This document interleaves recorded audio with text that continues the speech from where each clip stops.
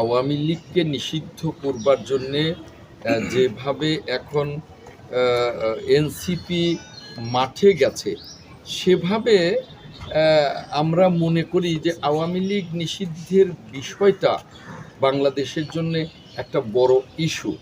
এই ইস্যুকে বাস্তবায়নের জন্য একটি রাজনৈতিক দল নয়, এটাকে সকল রাজনৈতিক দল, সরকার, জনগণের ঐক্য দরকার।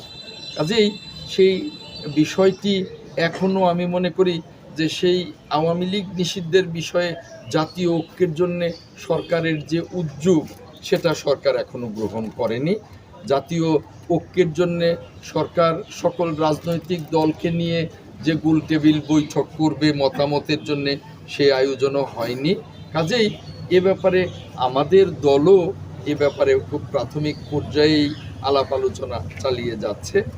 এই ব্যাপারে চূড়ান্ত কিছু বলবার মতো এখনো কোনো অবস্থা নেই।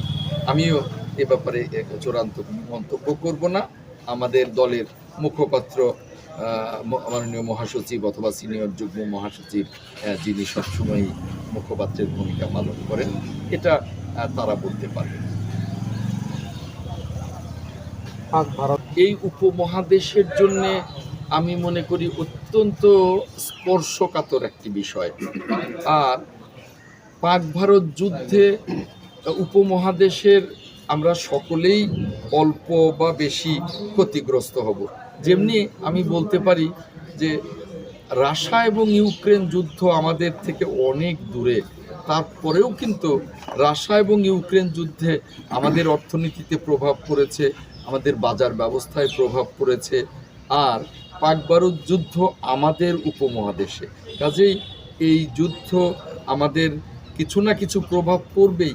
যেমনি বাজার ব্যবস্থায়, যেমনি অর্থনীতিতে কিছু না কিছু প্রভাব পড়বেই। কাজেই আমরা স্পষ্ট বলতে চাই যে পাক ভারত উভয় দেশই সংযমের পরিচয় দিক, যুদ্ধ বন্ধ করে আলোচনায় বসুক, এটাই আশা করি। এবং ভারত যে আগ্রাসী ভূমিকায় আছে, আমি মনে করি যে এই আগ্রাসী ভূমিকা থেকে ভারতকে পিছু হটা অত্যন্ত জরুরি, কারণ এই উপমহাদেশের শান্তি জরুরি। যদি পাকিস্তান ওই কাশ্মীর হামলায় দায়ী হয়ে থাকে, সেটা পাকিস্তানে স্পষ্ট বলেছে আমরা আন্তর্জাতিক তদন্ত চাই। আন্তর্জাতিক তদন্ত শেষে সেটা যদি প্রমাণ হয়, তখন এই ইস্যু নিয়ে ভারত আরও অনেক আন্তর্জাতিক আদালতে বিচার চাইতে পারে। আন্তর্জাতিক আদালতে এ নিয়ে পাকিস্তানও যেতে পারে।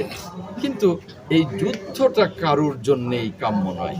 এবং আমরা দেখছি আমাদেরও সীমান্তের বিভিন্ন জায়গায় ভারতের উস্কানি, এটাও আমাদের জন্য দুঃখজনক।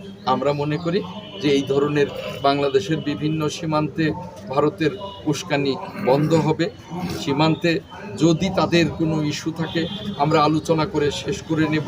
পাক ভারত যুদ্ধ বন্ধ হোক, দ্রুত আলোচনার মাধ্যমে সমাধান হোক, এবং আন্তর্জাতিকভাবে তদন্ত হয়ে এই যে সন্ত্রাসী কর্মকাণ্ড হয়েছে সেটাও উদ্ঘাটিত হোক।